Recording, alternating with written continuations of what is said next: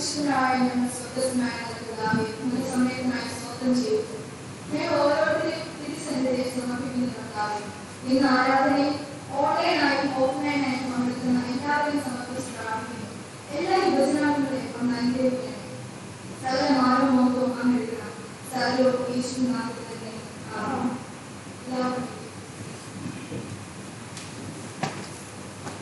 ബഹുമാനപ്പെട്ട സഭാജനങ്ങളെ, സുഹൃത്തുക്കളെ, നിങ്ങൾക്ക് എല്ലാവർക്കും യേശുക്രിസ്തുവിന്റെ നിസ്തുല്യ നാമത്തിൽ എന്റെ സ്നേഹമാണ്. ഇന്ന് നിങ്ങളുടെ മുന്നിൽ ദൈവവചനമായി നിൽക്കുവാൻ നൽകിയ അവസരത്തിനായി ആദ്യം തന്നെ ഞാൻ ദൈവത്തിനെ സ്തോത്രം ചെയ്യുന്നു. എല്ലാ ഭാരവാഹികളോടുമുള്ള നന്ദി അറിയിക്കുന്നു.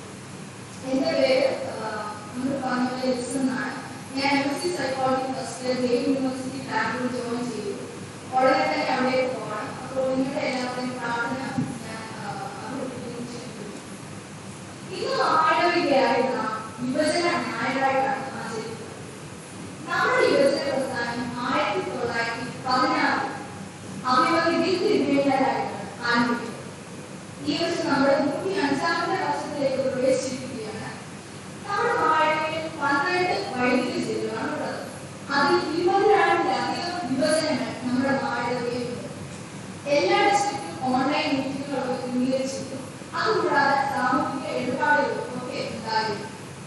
എല്ലാ ജില്ലയിലും 4 സെക്രട്ടറിമാർ വീതമാണുള്ളത്. കൂടാതെ 2 കൺവീനർമാർ. നമ്മുടെ പ്രസിഡന്റ് ആയിരിക്കുന്നത് അഭിമന്യരായിട്ടുള്ള ഡോക്ടർമാരെ സാബു കോശിച്ചെറിയാൻ ബിഷപ്പാണ്. ബിഷപ്പിന്റെ നേതൃത്വവും എല്ലാ പിന്തുണയും എല്ലാ കാലത്തും നമ്മുടെ വിഭജന പ്രസ്ഥാനത്തിന് ഒരു കൈത്താങ്ങായിരുന്നു. നമുക്കറിയാം, ഈ ഒരു സാഹചര്യത്തിൽ നമ്മൾ എപ്പോഴും ഭൗതികമായും ആത്മീയമായും പ്രണപ്പെട്ട ഒരു സാഹചര്യത്തിലാണ് കഴിയുന്നത്.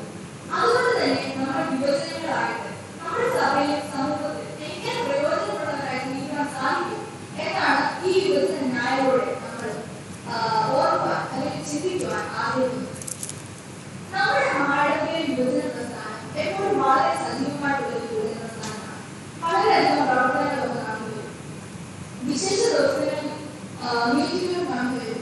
ഡിസ്ട്രിക്ട് മീറ്റിങ്ങുകളുണ്ട്, സോണൽ കൺവെൻഷൻ ഉണ്ട്, ഡിസ്ട്രിക്ട് കൺവെൻഷൻ ഉണ്ട്. അതുമല്ല കൂടാതെ കോൺഫറൻസുകളുണ്ട്, ക്ലാസുകളുണ്ട്, ബോർഡ് ടീം കൂട്ടായ്മയുണ്ട്, ക്വിസ് കോമ്പറ്റീഷനുകൾ നടത്തി വരുന്നു. കൂടാതെ ഓൺലൈൻ മാഗസിൻ പബ്ലിഷ് ചെയ്തു വരുന്നു. അതുമല്ല നമ്മുടെ യുവജനങ്ങളുടെ നേതൃത്വ പാഠം പരിപോഷിക്കുന്നതിന് വേണ്ടി നേതൃത്വ പരിശീലന ക്യാമ്പുകൾ ഉണ്ടായിരുന്നു, സംവാദങ്ങൾ ഉണ്ടായിരുന്നു, സേവന പ്രവർത്തനങ്ങൾ ഉണ്ടായിരുന്നു. ഇതിലൂടെ എടുത്തു പറയേണ്ട മെയിനായിട്ടുള്ള കാര്യം യുവലോക മാഗസിൻ.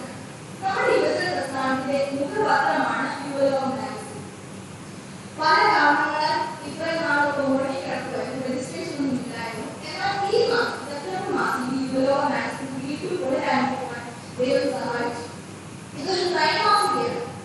ഒരു വർഷം വെറും 100 രൂപ മാത്രമാണ് ഇതിന്റെ പൈസ. അതുകൊണ്ട് യുവജന അംഗങ്ങൾ നിങ്ങളെ സമീപിക്കുമ്പോൾ ഈ പൈസയുടെ നിങ്ങൾ എല്ലാവരും വൈകാരാകുന്നതിലൂടെ ഈ അവസരത്തിൽ ഞാൻ ഓർമ്മിപ്പിക്കുകയാണ്. രണ്ടാമതായിട്ട് ഒരു പഠന പുസ്തകമാണ്. മത്തായി എഴുതിയ സുവിശേഷം ആസ്പദമാക്കിയാണ്, അങ്ങനെ അടിസ്ഥാനമാക്കിയാണ്, അതിനെ വരുന്ന പുസ്തകത്തെ അടിസ്ഥാനമാക്കിയാണ് ഈ പഠന പുസ്തകം ക്രമീകരിച്ചിരിക്കുന്നത്. നമ്മുടെ മാഴവികയിലെ തന്നെ 14 യുവ വൈദികരാണ് ഇതിലെ പാഠങ്ങളൊക്കെ എഴുതിയിരിക്കുന്നത്. നമ്മുടെ സഭയിലെ ജനങ്ങൾക്ക് വേദപഠനത്തിനും വിശ്വാസം കൂടുതൽ ഉറപ്പിക്കുന്നതിന് വേണ്ടിയിട്ടാണ് ഈ പഠന പുസ്തകം ഉദ്ദേശിക്കുന്നത്.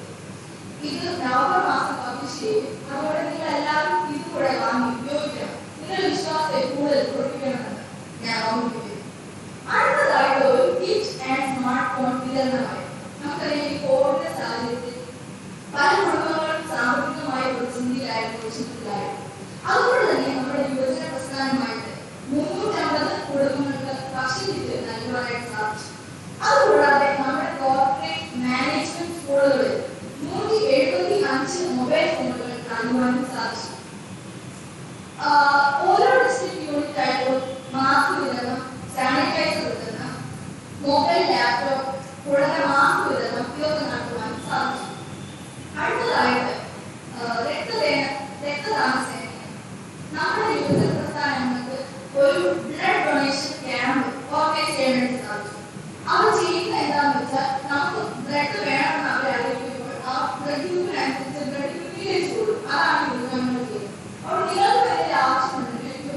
വിവരത്തെ അറിയിച്ചാൽ ഉറപ്പായിട്ടും നിങ്ങളെ സഹായിക്കുന്നതാണ്.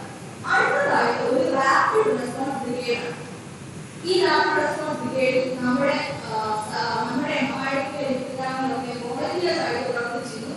നമ്മുടെ ഏതെങ്കിലും 2-3 പേരൊക്കെ പ്രവർത്തിച്ചിരുന്നു എന്ന് പറയാൻ സാധിക്കുന്നത് എനിക്ക് വളരെയധികം സന്തോഷമുണ്ട്. അടുത്തതായിട്ട് യൂത്ത് സെന്റർ നവീകരണമാണ്.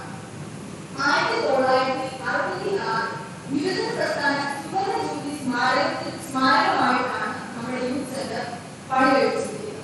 ഇതാണ് നമ്മുടെ യുവജന പ്രസ്ഥാനത്തിന്റെ ആസ്ഥാന കേന്ദ്രം. കൂടാതെ ഒരു ഹോസ്റ്റലിൽ ഇവിടെ പ്രവർത്തിക്കുന്നുണ്ട്. എന്നാൽ വളരെ നാളുകൾക്ക് ശേഷം ഇപ്പോൾ അതിന് നവീകരണം ആവശ്യമായിട്ടുണ്ട്. അതുകൊണ്ട് നിങ്ങളുടെ എല്ലാവരുടെയും സാമ്പത്തികമായ സഹകരണവും പ്രാർത്ഥനയും ക്ഷണിക്കുന്നു. നമ്മുടെ യുവജന പ്രസ്ഥാനത്തിൽ ഒരു കരുതൽ പദ്ധതിയുണ്ട്. തണൽ പദ്ധതി എന്നാണ് ഇതിന്റെ പേര്. ഈ കോവിഡിന്റെ കാലഘട്ടത്തിൽ ധാരാളം ആളുകൾ വീൽചെയറുകൾ വേണമെന്ന് ആവശ്യപ്പെട്ടുകൊണ്ട് യുവജന പ്രസ്ഥാനത്തെ സമീപിച്ചിരുന്നു. അതുകൊണ്ട് നിങ്ങളുടെ വീട്ടിൽ ഉപയോഗിക്കാതിരിക്കുന്ന ഏതെങ്കിലും വീൽചെയറോ വാട്ടർ ബെഡോ അല്ലെങ്കിൽ എയർ ബെഡോ അല്ലെങ്കിൽ റോക്കറോ ഇങ്ങനെ എന്തെങ്കിലും മെഡിക്കൽ ഉപകരണങ്ങളുണ്ടെങ്കിൽ യുവജന പ്രസ്ഥാനത്തെ അറിയിച്ചാൽ അവർ നിങ്ങളുടെ അടുത്ത് വന്ന് കളക്ട് ചെയ്യുകയും ആവശ്യമുള്ളവർക്ക് വേണ്ടി കൊടുക്കുകയും ചെയ്യുന്നതാണ്. നമ്മുടെ യുവജന പ്രസ്ഥാനത്തിന്റെ മിഷനാണ് തെലങ്കാന മിഷൻ.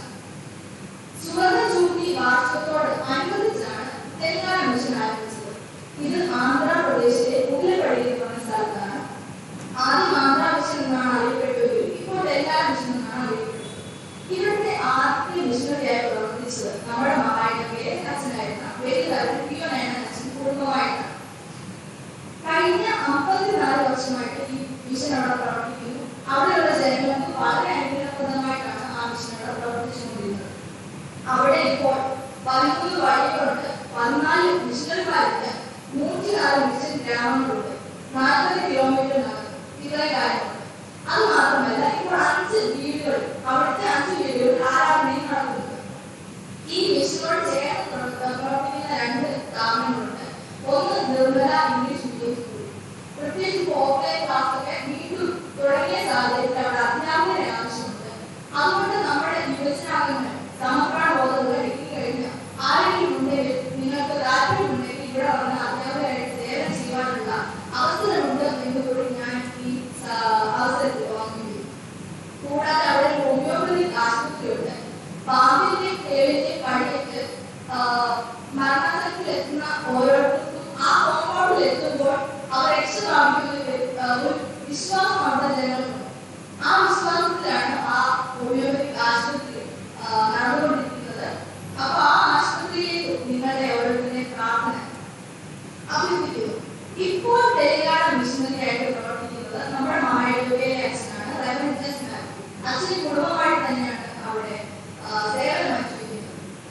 ഇന്ന് നമ്മൾ യുവജന ഞായറായിട്ട് ഇന്ന് കവർ ഇതിന് മുഴുവനായും ഇവിടുത്തെ പ്രവർത്തനങ്ങൾക്ക് നൽകുവാനായിട്ടാണ് ആഗ്രഹിക്കുന്നത്. അതുകൊണ്ട് നിങ്ങളുടെ എല്ലാവരുടെയും പിന്തുണയും പ്രാർത്ഥനയും ഒക്കെ ഈ തെലങ്കാന മിഷനിലേക്ക് ഞാൻ അഭ്യർത്ഥിക്കുന്നു. ഇത്രയൊക്കെയാണ് നമ്മുടെ യുവജന പ്രവർത്തനങ്ങളും പദ്ധതികളും എല്ലാം ഈ കഴിഞ്ഞ വർഷത്തെ. ഇനി 1872 ജൂൺ 8-ലാണ് സംഭവത്തിലേക്ക് നിങ്ങളുടെ ശ്രദ്ധ കൊണ്ടുപോകാനായിട്ടാണ് ഞാൻ ആഗ്രഹിക്കുന്നത്. ഇതിന്റെ പശ്ചാത്തലം വിയറ്റ്നാമിൽ നടന്ന വാറാണ്. വിയറ്റ്നാം എന്ന രാജ്യത്ത് നടന്ന യുദ്ധം. ഇവിടെ നിക് വൂഡ് എന്ന് പറഞ്ഞ ഒരു ഫോട്ടോഗ്രാഫർ ഉണ്ടായിരുന്നു. അദ്ദേഹം അവിടെ ഉണ്ടായിരുന്ന ഒരു സംഭവത്തിന്റെ പിക്ചർ എടുത്തു. ആ പിക്ചർ ഇന്നത്തെ ഭാഷയിൽ പറഞ്ഞാൽ ഭയങ്കര വൈറലായി അത് രാജ്യത്തേക്ക് മാറും. ഈ പിക്ചർ എന്താണെന്ന് വെച്ചാൽ 9 വയസ്സുകാരി ഒരു പെൺകുട്ടി നഗ്നയായി റോഡിൽ വഴി ഓടുന്നു. ആ കുട്ടിയുടെ പുറകിൽ പൊള്ളലേറ്റിട്ടുണ്ട്. അവിടെ നടന്ന ഒരു നാപ്പാം അറ്റാക്കായിരുന്നു. അതുകൊണ്ട് തന്നെ ഈ കുട്ടിയെ പിന്നീട് നാപ്പാം ഗേൾ എന്നാണ് അറിയപ്പെട്ടത്. എന്നാൽ ഈ കുട്ടിയുടെ യഥാർത്ഥ പേര് കിംസു എന്നാണ്. ഈ കുട്ടിയെ ഈ ഫോട്ടോഗ്രാഫർ തന്നെ ഹോസ്പിറ്റലിൽ എത്തിച്ചു.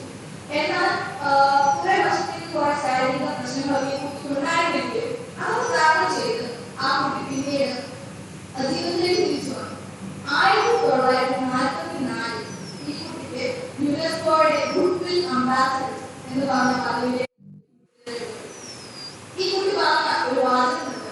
We cannot change the past, but we can stand together to make peace with the future. നമുക്ക് നമ്മുടെ പാസ്റ്റിനെ ചേഞ്ച് ചെയ്യാനായിട്ട് സാധിക്കില്ല. നമുക്ക് ചെയ്യാൻ സാധിക്കുന്നത് എന്താണെന്ന് വെച്ചാൽ നമുക്ക് ഒരുമിച്ച് കൈ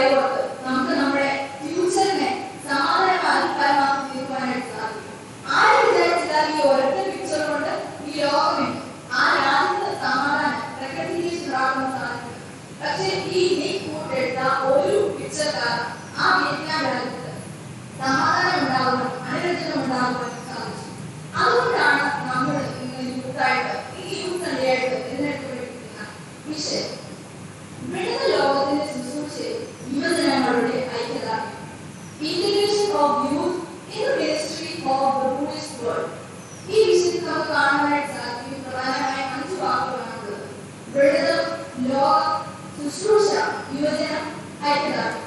ഇത് ശുശ്രൂഷ എന്ന വാക്ക് നമ്മൾ പലപ്പോഴും ഡ്യൂട്ടിയുമായിട്ട് നമ്മൾ തിരിഞ്ഞു പറഞ്ഞു പോകാറുണ്ട്, നമ്മൾ തെറ്റിദ്ധരിക്കാറുണ്ട്. ഡ്യൂട്ടി എന്ന് പറഞ്ഞാൽ എന്താണ്? നമ്മളെ ഒരാളെ ഏൽപ്പിച്ചു, 4 മണി ഒരു മുറിവേറ്റാണ് നിങ്ങളെ 4 മണി വരെ ആ അയാളെ നോക്കണമെന്ന് പറഞ്ഞു. അപ്പോൾ നമ്മൾ 4 മണി വരെ വളരെ ആത്മാർത്ഥതയോടെ ആ അയാളെ കാര്യങ്ങളെല്ലാം പരിഹരിച്ച് നമ്മൾ തീർത്തു, 4 മണി വരെ നോക്കും. അത് നമ്മുടെ ഡ്യൂട്ടിയാണ്. പക്ഷെ ശുശ്രൂഷ, മിനിസ്ട്രി എന്ന് പറഞ്ഞാൽ എന്താണ്? അയാളുടെ മുറി ഉണങ്ങുന്നത് വരെയാണ് നമ്മുടെ ശുശ്രൂഷ, അല്ലാതെ 4 മണി വരെയുള്ള ഡ്യൂട്ടിയല്ല. അതൊരു ടൈം ബൗണ്ടഡായിട്ടുള്ള കാര്യമല്ല. നമ്മൾ ഡ്യൂട്ടിക്ക് വേണ്ടിയല്ല കർത്താവ് വിളിച്ചിരിക്കുന്നത്, ശുശ്രൂഷ ചെയ്യുവാനായിട്ടാണ്. യുവജനങ്ങളായിട്ട് ഈ വിടുന്ന ലോകത്ത് ശുശ്രൂഷ ചെയ്യുവാനായിട്ടാണ് ദൈവം വിളിച്ചിരിക്കുന്നത്. നമുക്കറിയാം, മുറിവ് പറയുമ്പോൾ ഒരേ സമയത്ത് വേദനയാണ്, സങ്കടമാണ്, അപമാനമാണ്. ഈ മുറി വേൽപ്പിച്ച ആളും മുറി വേറ്റ ആളും നമ്മൾ എപ്പോഴും അകലാണ്. ഈ അകലം ആർക്കാണ് ദൂരീകരിക്കാൻ സാധിക്കുന്നത്? മുറിവ് കേട്ടുന്ന ആളാണ്. ഈ മുറിവ് കെട്ടുന്ന ആളുടെ സ്ഥാനമാണ് യുവജനാംഗങ്ങളായ നമ്മൾ കേൾക്കേണ്ടത്. ആ സ്ഥാനത്ത് നിന്ന് നമ്മൾ ഈ മുറിവ് ഏൽപ്പിച്ച ആളും മുറിവ് ഏറ്റ ആളും തമ്മിലുള്ള അകലം ദൂരീകരിക്കുവാണ് വേണ്ടത്. യുവജനക്കാര്യത്തിൽ നമുക്ക് ദൈവത്തിന്റെ അല്ല യേശുവിന്റെ സ്വഭാവം നമുക്ക് കാണേണ്ടത് ആവശ്യമാണ്. നമുക്കറിയാം, യേശു പലതരം ആളുകളോടാണ് ഇടപെട്ടതും പ്രവർത്തിച്ചു. ദുഃഖിതരോട്, അസുഖമുള്ളവരോട്, പല വിധത്തിലുള്ള വ്യാധിയുള്ളവരോട് എല്ലാം ദൈവം യേശു ഇടപെട്ടു പ്രവർത്തിച്ചു.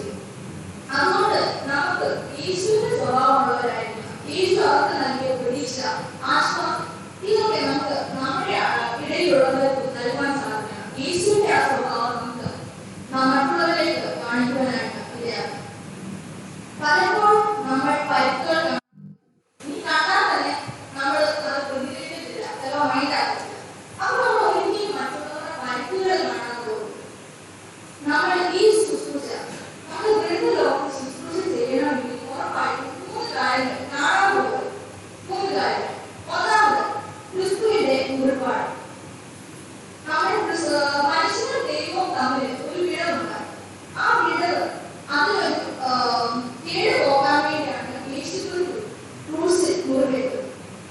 അപ്പൊ യേശുക്രിസ്തുവിന്റെ മുറിവ് എന്തിനാണ് സൂചിപ്പിക്കുന്നത്? നമ്മുടെ ഓരോരുത്തരുടെ പാവങ്ങളെയാണ്, വിശ്വാസം. അതുകൊണ്ട് നമ്മൾ ഒരിക്കലും യേശുവിന്റെ മുറിപ്പാട് കാണാതെ പോകും. ഈ വിടവ് എപ്പോൾ തൊട്ടാണ് ഉണ്ടായത്? ഏഴ് തോട്ടം മുതൽ മനുഷ്യനും ദൈവവും തമ്മിൽ ഒരു വിടവുണ്ട്. മനുഷ്യന്റെ അനുസരണക്കേട് മൂലം ദൈവവും മനുഷ്യനുമായിട്ട് ഒരു വിടവുണ്ടായി. അതിനുവേണ്ടിയാണ് യേശുക്രിസ്തു നമുക്ക് വേണ്ടി ക്രൂശിലേത്.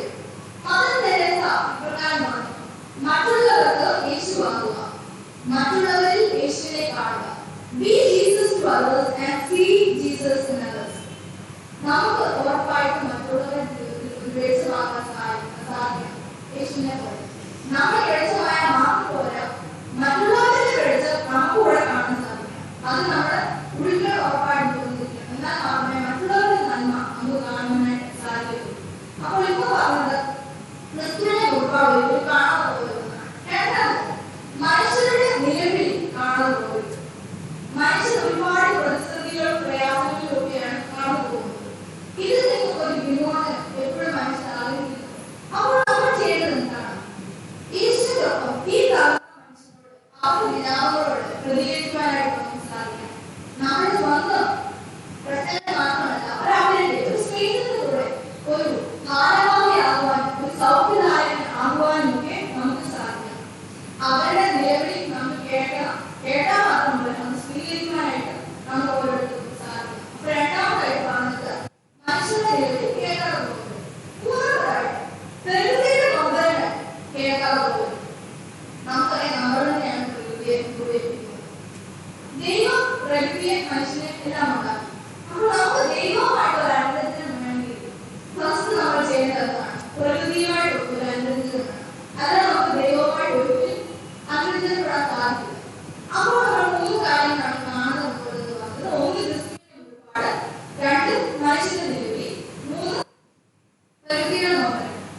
ഈ 3 കാര്യങ്ങൾ ചെയ്താൽ നമുക്ക് ഈ വിടുന്ന ലോകത്ത് മറ്റുള്ളവരുടെ വിഭജനങ്ങളായിട്ട് ശുശ്രൂഷ ചെയ്യുവാനായിട്ട് സാധിക്കും. ഇന്ന് നമ്മൾ സുവിശേഷ ഭാഗമായിട്ട് വായിച്ച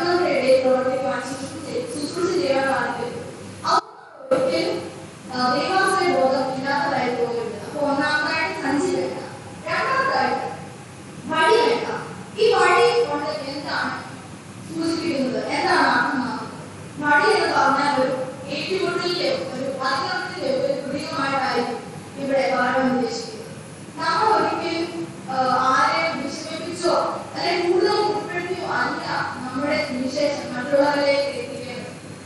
അതിനുവേണ്ടിയാണ് ദൈവം നമ്മെ വിളിച്ചിരിക്കുന്നത്. നമുക്കറിയാം പല മതത്തിലുള്ളവരും ഏത് മാർഗം സ്വീകരിച്ചാണെങ്കിലും അവരുടെ കാര്യം മറ്റുള്ളവരിലേക്ക് എത്തിക്കുക എന്ന് നടപടി എടുക്കുന്നവരുണ്ട്, അങ്ങനെ പ്ലാൻ ചെയ്യുന്നവരുണ്ട്.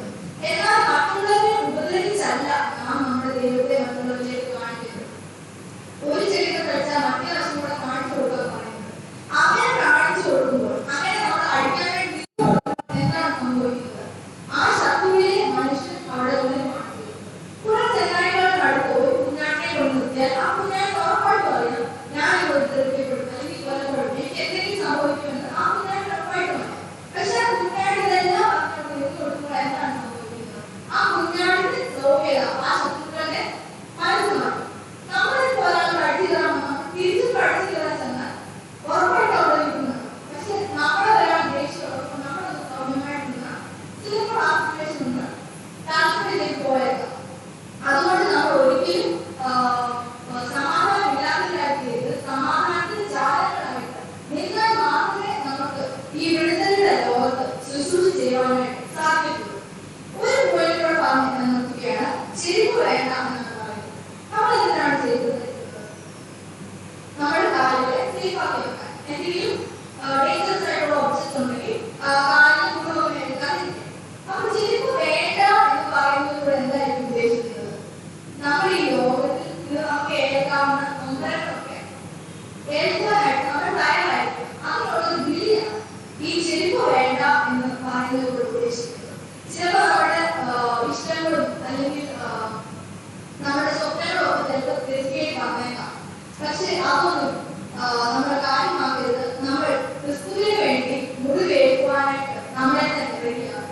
ഇപ്പോൾ ഞാൻ 3 കാര്യം പറഞ്ഞു. 1 സഞ്ചി വേണ്ട, 1 പടി വേണ്ട, 3 ചെരുപ്പ് വേണ്ട. നമ്മുടെ സുവിശേഷം മറ്റുള്ളവരെ മുറിവേൽപ്പിക്കുവാനായിട്ടല്ല, ദൈവാശ്രയ ബോധത്തോടെ സമാധാനത്തിന് ജാതങ്ങളായിട്ട് കൂടുതൽ നമുക്ക് നോക്കലുകൾ ഏൽക്കുവാൻ നമ്മൾ തയ്യാറായിട്ട് നമുക്ക് മുമ്പോട്ട് പോകാം. എന്നാൽ മാത്രം നമുക്ക് യുവജനങ്ങളായിട്ട് ഐക്യത്തോടെ ഈ വിടുതലുടെ ലോകത്ത് ശുശ്രൂഷ ചെയ്യുവാനായിട്ട് സാധിക്കും.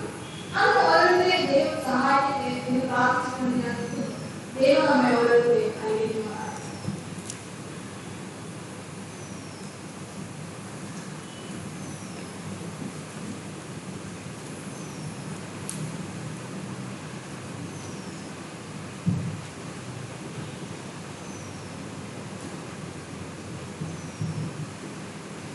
നമുക്ക് എല്ലാവർക്കും എഴുന്നേറ്റ് നമ്മുടെ വിശ്വാസത്തിന്റെ സംഗതികളെ നമുക്ക് അപ്പോസ്തല പ്രമാണം.